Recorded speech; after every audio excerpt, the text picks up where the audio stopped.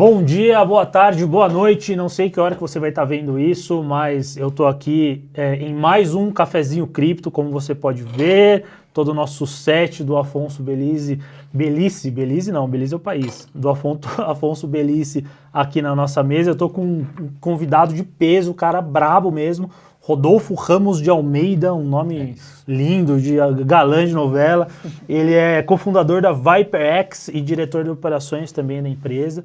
Ele é um especialista em segurança de informação e, como muitos diriam, hacker do bem. Mas eu não sei se é brega isso, Rodolfo, como que é? Putz, isso é muito utilizado mesmo no meio comum ali, que não sejam os meios de segurança. A gente não costuma chamar de hacker do bem, mas sim, é uma palavra bastante utilizada. Veio do tal do ethical hacker, né? Um hacker ético ali, acaba sendo popularizado como hacker do bem. Assim. Legal. E aí você se especializou, e a ViperX também, depois a gente até fala um pouco mais disso, em penetração, em você tentar hackear as empresas. E aí, para encontrar essas falhas, e os caras pagam para você. Como que funciona isso, cara? Legal. Sim, acho que esse é onde eu me formei, digamos assim, profissionalmente, e depois eu acabei partindo para gestionar times de cibersegurança como um todo, de N disciplinas assim. Mas sim, a minha especialidade acabou sendo em testes de invasão. Então a ideia é o hacker do bem, então usar a capacidade de um hacker de invadir sistemas para invadir as empresas e achar essas vulnerabilidades antes que um hacker o faça, então antes que um atacante da vida real faça. E as empresas pagam por isso. Então quando você começa a crescer como empresa, você tem mais exposição, as pessoas tentam atacar mais sua empresa e você quer descobrir essas vulnerabilidades antes. Então o mote do teste de invasão é exatamente esse. Pô, animal. Deve ter muita história maluca, né, que a gente vai falar daqui a pouquinho, mas antes só agradecer aí o pessoal da Ethereum, o pessoal da Vega, nossos patrocinadores, já fazendo um merchanzinho aqui. E, cara, como vocês sabem, a gente gosta de tomar um cafezinho. A nossa rotina aqui é tomar um cafezinho, Rodolfo. Você tem alguma rotina no seu dia a dia? Eu fiquei sabendo aí, segundo a quarta parede aqui, o nosso grande Rafinha, que você é um DJ aí, underground. Como é que é isso aí, cara? Putz, sim. Eu comecei... Me interessei sempre por música, né? Eu sou formado em violão popular, na verdade. Eu me formei ali no belo conservatório em violão. E violão popular? Tem violão clássico e popular, né? Tá. Métodos diferentes de tocar ali, músicas diferentes. Violão popular, basicamente, é o de todo dia ali, né? Toda pop rock, assim, acaba... Legião Urbana. Legião Urbana, Capital, Jota Quest, toda essa parte, acaba sendo um violão popular. Tá. Mas aí eu fui pro eletrônico já em 2007 e acabei enveredando por essa parte, assim, de tocar e produzir. Então, esse realmente é uma rotina, um hobby que virou rotina hoje, né? Eu vou pro estúdio 2 vezes por semana, produzo minhas músicas, né? Publico, então... Isso é uma bela rotina aí. Animal. E aí, cara, entrando um pouco na sua... e acho que é um ponto interessante até, né? Como você tem um hobby muito diferente da sua profissão. Isso é legal. Como que funciona isso, cara? Cara, isso me ajudou, na verdade, a descobrir no meio do caminho, assim. Geralmente as ciências exatas, ela trabalham um lado do cérebro e as artes trabalham outro. Então, na minha jornada, digamos assim, ter esse hobby me ajudou muito a pensar fora da caixa. Quando você está atacando, né, quando você está fazendo um assessment, que é o nome bonito ali, nos sistemas, você tem sistemas de defesa que você tem que bypassar, transpor de algum jeito.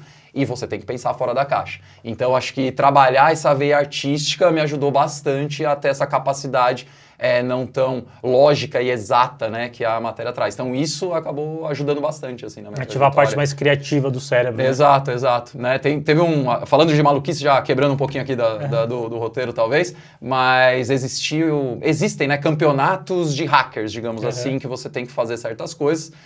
E existiu um campeonato onde o objetivo era roubar o máximo de dados possível de um computador que estava ali numa sala.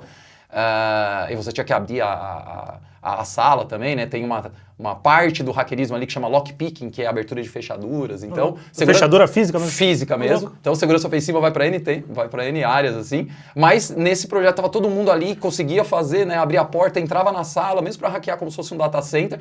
Ficava lá horas tentando no computador, até que chegou um grupo que trouxe uma bateria portátil. Cortou, foi desencapando os fios do computador, ligou nessa bateria portátil e levou o computador embora. Você roubou 100% dos dados. Então, enfim, esse é o pensar fora da caixa e eles acabaram vencendo esse campeonato porque roubaram 100% dos dados de uma maneira física e não tentando hackear o sistema. Então, enfim, essa... Que loucura, cara. Que loucura. E você trabalhou, eu vou até pegar minha colinha aqui, você trabalhou em lugar IBM, SEC, Banco BV, Núclea, lugares... tradicionais, né? E grandes também, maiores, né? Como que foi essa transição desses lugares? Você fazia exatamente isso?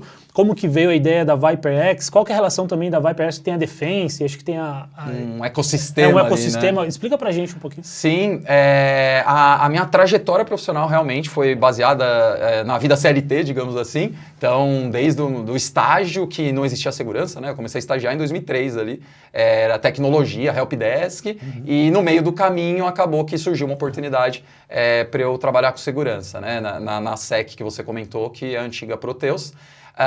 E ali foi o mundo, ali realmente eu me descobri, e dentro de uma trajetória profissional, acho que o sonho de todo profissional de tecnologia é alcançar grandes empresas de tecnologia, então IBM foi um grande marco, e nisso acabei sendo sondado e participando também de entrevistas e processos de grandes empresas. Então, basicamente a minha trajetória foi me levando a esse caminho, né? E, pô, a experiência absurda, assim, de trabalhar em órgãos extremamente regulados como o setor financeiro, em trabalhar em consultorias mais abertas, né? A SEC, na época que eu trabalhei lá, tinha 80 funcionários, então muito mais abertas, né? Com grandes possibilidades.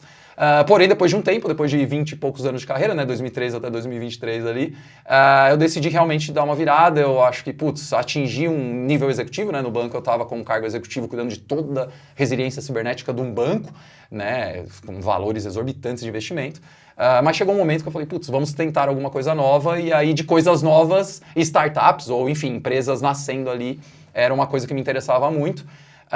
Conversando com os meus amigos, né, eu pensei em várias coisas, até em abrir restaurante, até sair da área de segurança. Então, menos ser DJ. DJ não quis... DJ eu até pensei, mas do estilo de música que eu toco não ia dar muito dinheiro. Mas enfim, aí eu acabei conversando e falei, cara, vai fazer alguma coisa, empreender no que você sabe. Então, a segurança ofensiva aí daí foi o meu DNA, né? Eu aprendi segurança invadindo, né? Então, fundei a ViperX com o apoio da Defense Security. Então, a Defense é uma empresa já de mercado, né? 6, 7 anos de mercado, um faturamento ali na casa dos 150 milhões. E dentro desse contexto, eu conheci o Gabriel, fundador e dono da Defense. E em conversas ali, né? Ele me conheceu de mercado também. Vim com essa ideia. Ele gostou, entrei então com essa propriedade intelectual, digamos assim, e a Defense absorveu então o nascimento da Viper, que é o braço de segurança ofensiva, né? E aí sim, notícias fresquinhas recentes, a Defense, pela trajetória dela, acabou sendo adquirida por uma big ali chamada F-Câmara, e agora estruturando um caminho já mais robusto, né? E talvez voltando aos velhos tempos de uma empresa mais regulada, maior. Então foi legal, foi uma trajetória bacana. É o ciclo, né? Você começa na empresa grande, vai, empreende e é comprado pela empresa grande. Não? Exato, faz parte. Mas acho que essa trajetória profissional minha agora, nesse momento da minha carreira, vai ser essa mesmo, mas foi legal. Legal. E cara, o que é segurança ofensiva? Eu sei que tem a questão de pentest, né? Teste de penetração, mas é muito mais do que isso, né, Rodolfo? Segurança ofensiva, como o próprio nome diz, né? É o ataque. Então, o ataque, ainda mais hoje, né? Ele pode vir de N maneiras. Então, quando você pensa, phishing é uma maneira de ataque, está dentro da abordagens de segurança ofensiva. O teste de invasão, sim, invadir a empresa para provar as vulnerabilidades. Um scan, né? Algo mais... de uma superfície muito maior, na empresa inteira de 5 mil computadores só para ver as vulnerabilidades mais críticas, segurança ofensiva. Até cenários de simulação de crises cibernéticas. Ou seja, um ataque que é ofensivo pode gerar uma crise cibernética. Vazou dados, o que eu vou falar para a empresa? Vazou cartões de crédito, fui... alvo de um ataque hacker. Simulações de crise cibernética são serviços de segurança ofensiva oferecidos também. Então, tudo que diz respeito ao ataque está englobado dentro desse sentido. Mas, na grande camada assim, da população, segurança ofensiva, teste de invasão, pentest, teste de penetração, red team, que é o nome em inglês, né, que tudo de segurança tem que ser em inglês, acaba sendo um viés só ali. Teste de invasão acho que é o principal, tá? Mas segurança ofensiva é muito mais abrangente que isso. Legal. Cara, a gente vê... E eu não sei se isso é por conta muito do momento de inteligência artificial, de deepfake, mas a gente vê...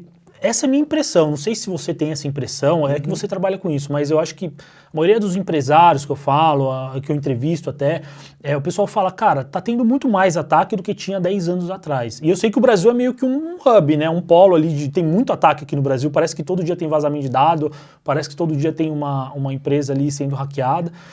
E é uma tendência global? O que está acontecendo isso, cara? E, tipo, a inteligência artificial, são duas perguntas. Né? Primeiro, o que está acontecendo? E segundo, a inteligência artificial, ela tem algum papel nesse cenário? Boa.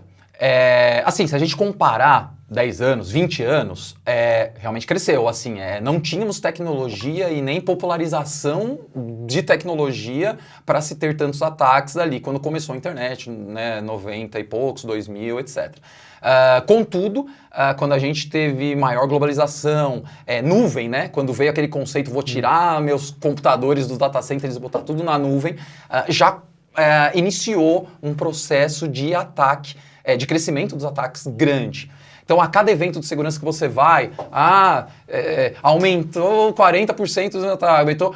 Só existe essa frase. Então, sim, os ataques vêm aumentando gradualmente de tempos em tempos. O que aconteceu quanto maior a disseminação digital, né? Quanto maior a popularização digital, mais pessoas com esse acesso, por consequência, os ataques vão aumentar. Então, teve esse aumento. Porém, aí juntando inteligência artificial, sim, sempre tiveram ataques. Eles sempre aconteceram de alguma maneira baseado na tecnologia que a gente tem, a tecnologia evolui, os ataques evoluem. Então a inteligência artificial evoluiu para casos que a gente não conseguia fazer ou era muito difícil fazer, como o tal do deepfake. Hoje você consegue com 9 segundos de áudio emular uma voz muito próximo do perfeito. O vídeo...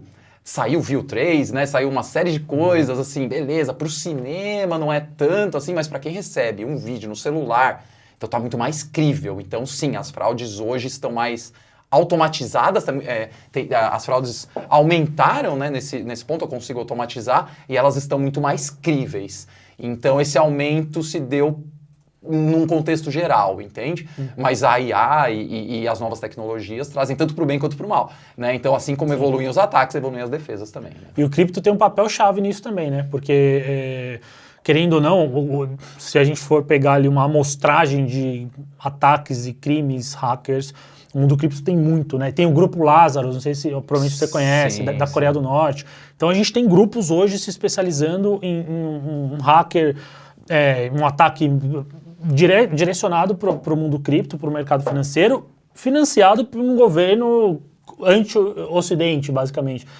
A gente vê na guerra da Rússia e Ucrânia, a gente vê em Israel e enfim, né, Irã.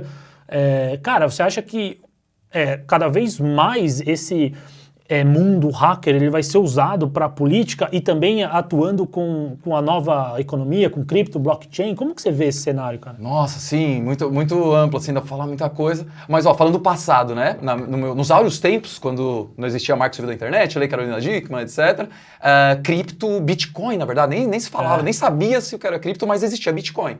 Eu cheguei a receber pagamentos em Bitcoin, e eu cheguei a perder minha carteira de Bitcoin quando teve o boom, e me arrependi bastante. Não tinha muitos, mas tinha alguma coisa de coisas que eu recebia. Então, sim, era um negócio totalmente... ninguém entendia o que era, então era realmente um valor irrastreável. Então, tudo que acontecia no underground, digamos assim... áureos, muito tempo atrás, né, nos 2000 que a gente está falando, acontecia com Bitcoin. Então já estava desde lá. E aí depois, sim, foi se popularizando, criou-se blockchain, criou-se regulações até em cima de todo esse processo.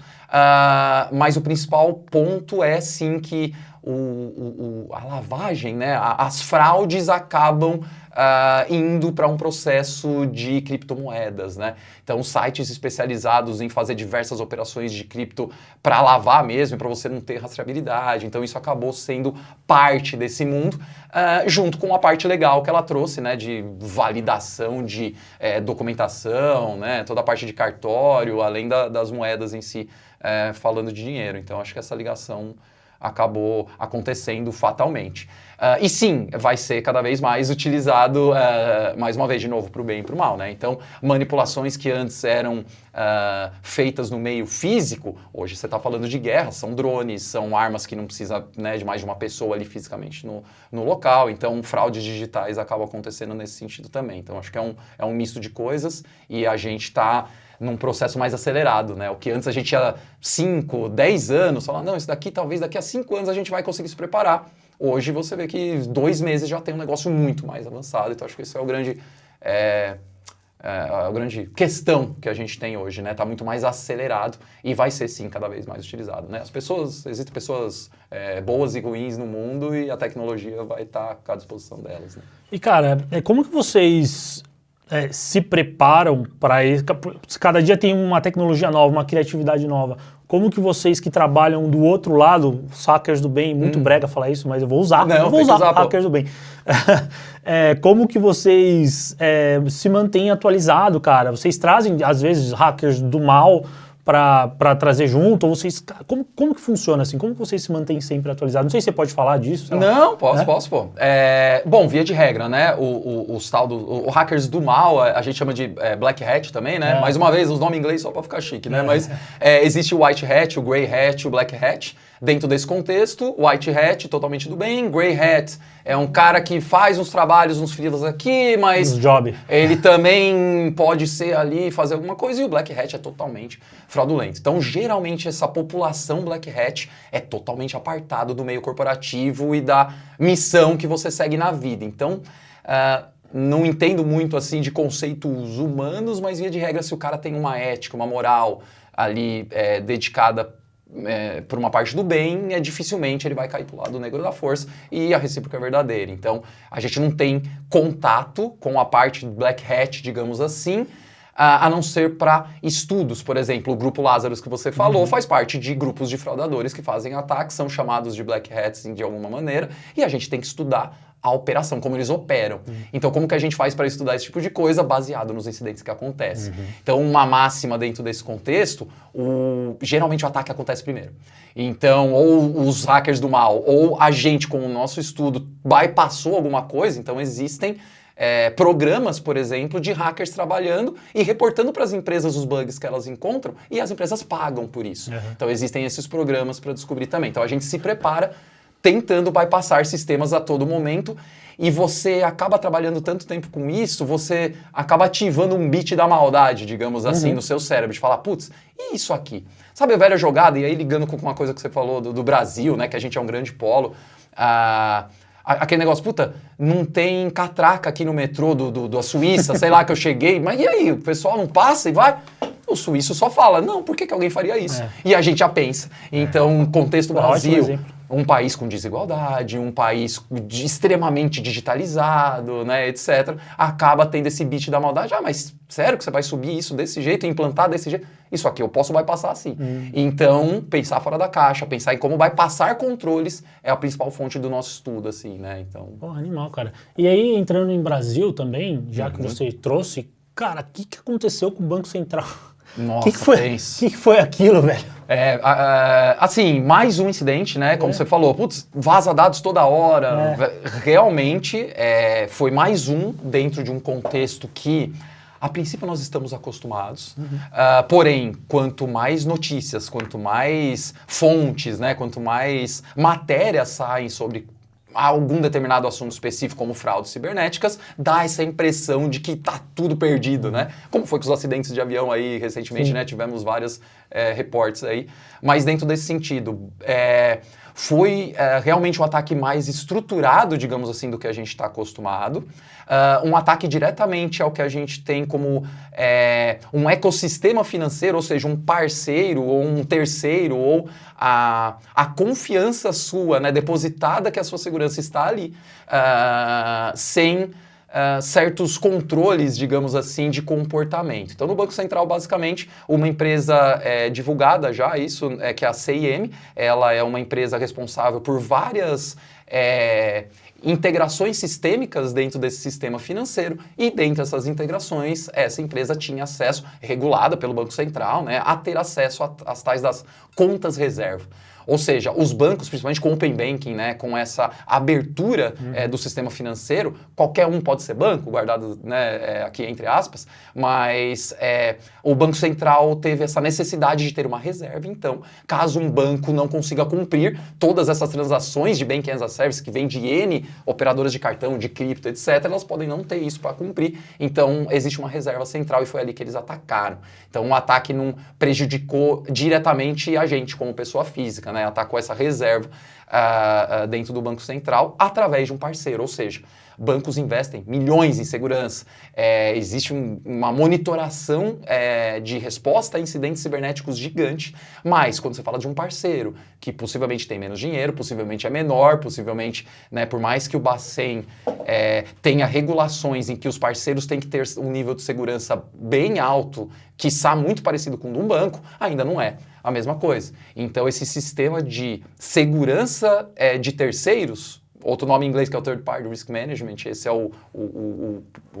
a disciplina, né, que trata isso, acabou causando ali um impacto no ataque da reserva. E aí, uma coisa interessante foi, através do que a gente chama de porta da frente, eu não sei se essa é a melhor palavra, mas utilizando credenciais que eram legítimas. Ou seja, esse é um tipo de ataque comum, eu comprometo a credencial do Jorge, do Luiz, do Rafael, e essa credencial tem a permissão de entrar naquele sistema, então é muito difícil detectar, né? Se você tem permissão de entrar naquele sistema e fazer certos tipos de transação, por que eu vou alertar? Né? Então entram já protocolos ali de comportamental, ou seja, o Luiz entra nesse horário e geralmente faz esse tipo de coisa, geralmente ele conversa com essa pessoa, geralmente ele faz esse tipo, e aí a gente faz um modelo de monitoração. Mas fato que aconteceu lá, credenciais a princípio comprometidas, seja, a gente teve casos também reportados, né, de prenderam pessoas ali que cederam credenciais por 15 mil reais, por exemplo. Isso é bem comum, meios de banco, né? Limpa o seu nome no Serasa. Existem pessoas que, né, conhecidas desses grupos de fraudadores que estão ali vendendo essas credenciais e atuando desse jeito. Então, acabou que foi um ataque muito bem estruturado. E falando de grupos de fraudadores, né, existe uma disciplina também de segurança chamada de Threat Intelligence, ou inteligência de ameaças, que monitora esses grupos de fraudadores em Deep Web, Dark Web, internet indexada, que é essa internet que a gente conhece, e teve um relatório de uma das empresas do grupo, chamada Zenox, que é de Threat Intel, onde ela coloca ali diversas mensagens de grupos de fraudadores abertos no Telegram, recrutando pessoas com acesso para fazer fraudes no Banco Central, com possibilidades de ganho de mais de 1 bilhão. Ou seja, nunca dá para se afirmar nada com relação ao caso até a CEM lançar um relatório oficial, até o Banco Central lançar um relatório oficial, isso vai demorar muito. Então, tudo que a gente está comentando aqui são conjecturas, né, são possibilidades que podem ter levado a esse caso. Mas sabemos que, do jeito que foi, muito possivelmente um ataque brasileiro, porque tinha que conhecer meandros de como funciona um sistema brasileiro de pagamentos, que é o SPI, né, o Sistema de Pagamentos Instantâneo, que é o do Pix, não o SPB, né, que é o Sistema de Pagamentos do Brasil, mas como funcionam essas interligações e como a gente consegue realmente acessar fundos de reserva e tirar isso, injetar scripts, né, injetar maneiras ali de se extrair esse dinheiro. Então, o método que foi indica que é um grupo grande, é um grupo brasileiro e conheciam várias pessoas, tinham várias pessoas ali trabalhando, né, ou internamente, ou estudando muito bem o caso. Então, parece que é algo que vem há meses sendo construído, né? Não foi isso que eu ia perguntar. Isso aí tem um planejamento muito prévio. Isso, outro nome em inglês bonito que é o APT, que é o Advanced Persistent Threat, ou seja, uma ameaça avançada persistente. A ameaça avançada é exatamente isso, né? Eu não vou mandar um phishing para 1000 pessoas falando a sua esposa te traiu. Eu vou estudar... O rei nigeriano lá, né? O rei nigeriano é boa.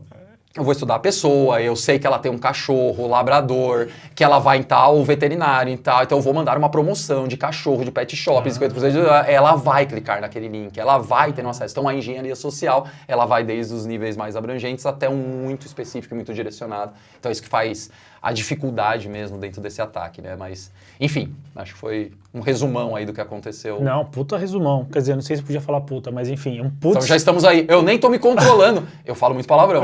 Então, se não puder, vai ter vários pis aí pro editor. O Rafinha põe pi aí pra nós. Cara, você falou de grupos hackers recrutando. Você acha que isso tem algum envolvimento de, tipo, PCC, crime organizado, ou os caras não chegaram lá ainda? Não sei responder, assim. Se fosse para eu chutar, Talvez, acho que eles estão envolvidos em muitas coisas, assim, mas não tem como investigar. O que a gente estuda sempre é o modus operandi. Então, legal.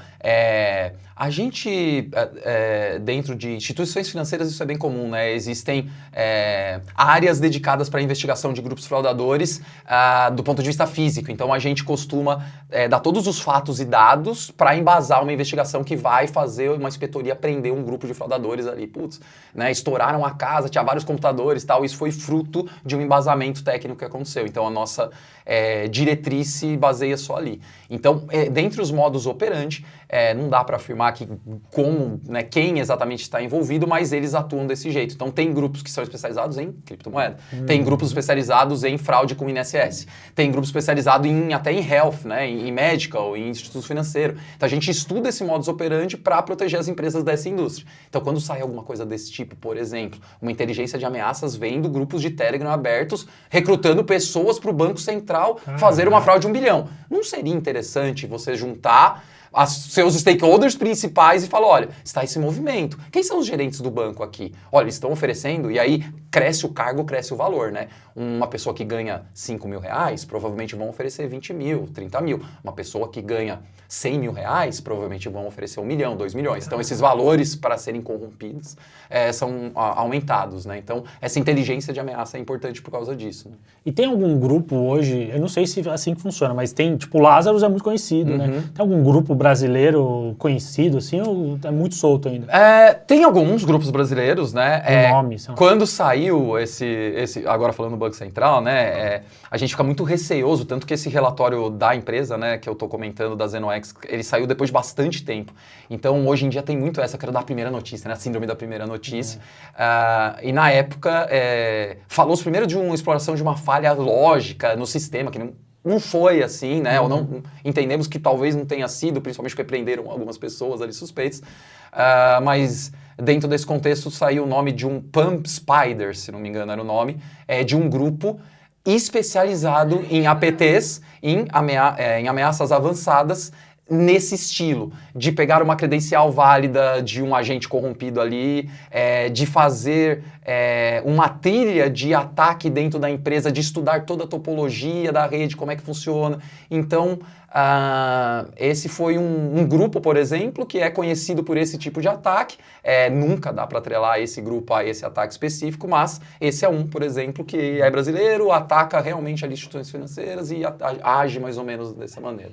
Então, o Pump Spider é o Lazarus é outro, enfim, tem N outros ali dentro desse contexto. E, cara, se eu trabalhasse com isso, eu ia ficar com muito medo de ser hackeado, porque eu tô do outro lado. Vocês têm essa parada? Né? Olha, cara, quando eu trabalhava de verdade na mão na massa ali, na parte técnica, eu era meio, as senhas gigantes... Depois, você acaba entendendo que o ataque ele sempre visa... bem no começo, não. Tinha os tais do hacktivismo, né? De você pichar um site, só deixar o seu nome lá. E depois, não. Os ataques começaram a ficar mais silenciosos e voltaram mais a financeiro. E aí, quando você percebe que você talvez não seja um agente tão interessante para ser hackeado, você acaba... Putz, beleza. Eu tenho um cofre de senhas onde anoto todas as minhas senhas? Tenho. Eu crio senhas diferentes para os sites, acabo criando, mas as senhas são gigantes. Não, eu uso e-mails diferentes. Não, tá tudo no meu Gmail. Eu não deixo salvo as senhas na minha internet lá para logar sozinho. Cara, hoje eu deixo. Então, assim, eu acabei abrindo um pouco mais a margem de risco, digamos assim. Eu era muito mais paranoico, mas eu acho pessoa física, e para os demais, assim, pessoas físicas, eu acho que não, acho que tem uma preocupação só de você ter bom senso e consciência de o básico. Alguma pessoa que você não conhece mandou um link, não clica naquele link, pergunta, a pessoa te mandou uma mensagem precisando de dinheiro, nunca te pedindo dinheiro, sua mãe, seu pai, liga de volta. Então, acho que esse bom senso, essa conscientização e segurança sobre a perspectiva das fraudes mais básicas, eu acho que já elimina 90% das coisas, sabe? Você saber que precisa de um duplo fator de autenticação, que hoje não pode mais ser usuário e senha, cara, dá para ter uma maturidade muito boa de segurança e evitar cair em fraudes, assim, acho que esse é o principal. Agora, essa paranoia eu acho que é mais para as empresas mesmo, né? Ou para VIPs, né? Existem programas de VIP Protection onde a gente faz uma blindagem digital daquele VIP. Então, um diretor estatutário de um banco. A gente monitora a família, monitora a esposa, filhos, placa de carro, qualquer movimentação em Deep Dark Web, qualquer coisa que aconteça, esse cara vai estar sabendo, esse cara vai estar protegido. Mas, como eu falei, é um diretor estatutário do banco, né? Tem um alvo ali, né? Então, acho que é isso. Tá legal. E aí, quando você fala de Deep Web, Dark Web, Tor, essas coisas, vocês são usuários, ficam constantemente lá, né? Constantemente. Como que funciona, cara? Assim, eu sei que é muito amplo perguntar isso, mas assim, se eu entrar hoje no Tor, eu vou ser hackeado ou não? Não. O Tor, acho que nem sei se todo mundo sabe o que é Tor, né? Mas Tor, basicamente, é uma ferramenta que te permite acessar a internet toda. Então, digamos assim, a internet hoje, tudo aquilo que a gente conhece do Google, que a gente pesquisa, que a gente chama de internet indexada, alguns falam em 5% da internet, outros falam 10%, mas o fato é que é a ponta do iceberg, né? A analogia é que realmente o iceberg está maior ali para profundidade. Então 90% da internet é Deep Dark Web. Que loucura. O Tor é a ferramenta que te dá acesso a essa internet, que é uma internet totalmente aberta, não tem regulações, digamos assim. Ou seja, um ambiente onde o ser humano pode ser o ser humano sem monitoração. Então, a Deep Dark Web tem de tudo. Você vai achar pedofilia, você vai achar crime, você vai achar venda de drogas, você vai achar hackerismo ali também. Mas a Deep e a Dark Web, né, basicamente começa na Deep e vai para a Dark. Não, você vai entrar. A porta principal ali, depois que você instala o Tor, é entrar numa wiki ali, né? Que eles chamam de Hidden Wiki. Essa é indexada, você acha até no Google. E no Hidden Wiki você começa a ter os primeiros links dessa rede da Deep Web, que não é igual www.wall.com.br, é um link gigante. Ela é muito mais lenta, porque ela pula, né, de conexões entre os países para poder fazer esse acesso, mas na Hidden Wiki você já começa a navegar, entrar nos fóruns, enfim, você não vai ser hackeado imediatamente. Porém, com quem você vai falar lá, você nunca vai saber. O que você vai baixar lá, o que você vai contratar lá. Então, quanto mais você vai se aprofundando ali nesses menos, você tem que ter mais cuidado. Mas entrar na Deep Web, digamos assim, é bem tranquilo, você não vai ser hackeado, acho que só é um negócio que não é muito comum, assim, então as pessoas têm um pouco de receio, né? Receio do desconhecido, digamos assim. Legal, eu pergunto porque eu fiquei super curioso, assim, eu li um livro da Silk Road, do fundador da Silk Road, é um livro muito bom, chama American Kingpin, não sei o nome em português, mas, cara, esse livro é muito bom, assim, mostra como que esse cara criou, e é um cara normal, assim, do jovem de classe média, americano e tal, cara libertário, falou, vou montar isso, e começou a ficar muito grande e tal, e paralelamente conta como que o FBI, enfim, né, as autoridades americanas chegaram e depois se converge e tal. Eu falei, mas que loucura essa Deep Web, né, como que funciona? Eu sempre tive meio que medo de entrar, mas sempre tive muita curiosidade, porque tem muita coisa boa lá também, tem muito conteúdo rico, é a internet sem filtro, né. Mas eu acho que muita gente nem sabe que existe 90% da internet na Deep Web, Dark Web, enfim. Sim, não, é gigante, cara, é gigante. Legal, Rodolfo. Porra, bacana, cara. Você tem alguma dica para o pessoal não ser hackeado? Olha, dicas. Tem várias, assim, mas uma que é essencial, assim, além dessas que eu comentei, né? Cara, duplo fator de autenticação, que é o nome bonito. Básico. É básico hoje em dia e é muito difícil um site que não tenha. Antes, o Google implantou, aí você ia no Facebook não tinha. Né? Hoje, vai ser muito difícil não ter um duplo fator de autenticação. Então, ok, a IA, as tecnologias estão avançando num nível de que esse duplo fator talvez precise ser um triplo fator, talvez a gente tenha que partir para outras tecnologias que a gente nem conhece, talvez, mas isso ainda é muito importante para você se proteger. Ou seja, se alguém roubar sua senha, ele vai pedir esse duplo fator e ele está no seu celular, né? E aí, acho que essa seria a melhor dica. E do resto é bom senso. Então, eu não comprei uma passagem na Latam. Recebeu um e-mail de passagem na Latam? Verifique, pelo menos, né? Que mais? Conexões públicas, todo mundo fala, né? Conexões públicas, etc. Cara, você é um alvo mesmo, assim? Então não, conecte na sua rede pública, né? Óbvio, básico também, antivírus. Parece básico, mas nem todo mundo instala, então... de dicas, acho que o principal, duplo fator de autenticação e consciência de segurança, assim, bom senso em cima de coisas que podem parecer verdades e muito boas. 80% de desconto, quite sua dívida, né, que era 20 mil, kit por 2 mil. Então, tudo que é demais, tudo que parece... acho que é o principal ponto. Porque realmente evoluímos a ponto de que antes eu falava, putz, veja se tem erros de português no e-mail. Veja se tem... Não tem mais erro de português, a IA tá fazendo tudo. Veja se o e-mail não é todo meio mal feito, parece que foi seu primo ali que desenhou e não foi uma página. Não, você pede pra IA, clona o site da empresa X. Vai vir um e-mail perfeito. Então acho que é mais bom senso. Hoje é ter mais consciência mesmo digital. Acho que seria a melhor dica, sim. E duplo fator elimina muito, 90% dos problemas. Duplo fator, pessoal. Cadê minha câmera? Aqui. Duplo fator, pessoal. Não esqueça. Rodolfo de Almeida, Ramos de Almeida, nome de ator de novela mexicana. Cara, pensou? Diretor de operações da ViperX e cofundador também. Cara, brigadão aí. Que é isso, obrigado você, cafezinho, até esfriou. Oh, não, mas aí a gente esquenta depois, não tem problema. Mas é isso, cara. Obrigado pelo papo e, cara, vamos nessa. Obrigado você também que assistiu a gente e não se esqueça de se inscrever no nosso podcast do Bean Cripto, Cafezinho Cripto. Primeira temporada terminada e é isso, pessoal. Obrigado e até a próxima. Boa, valeu!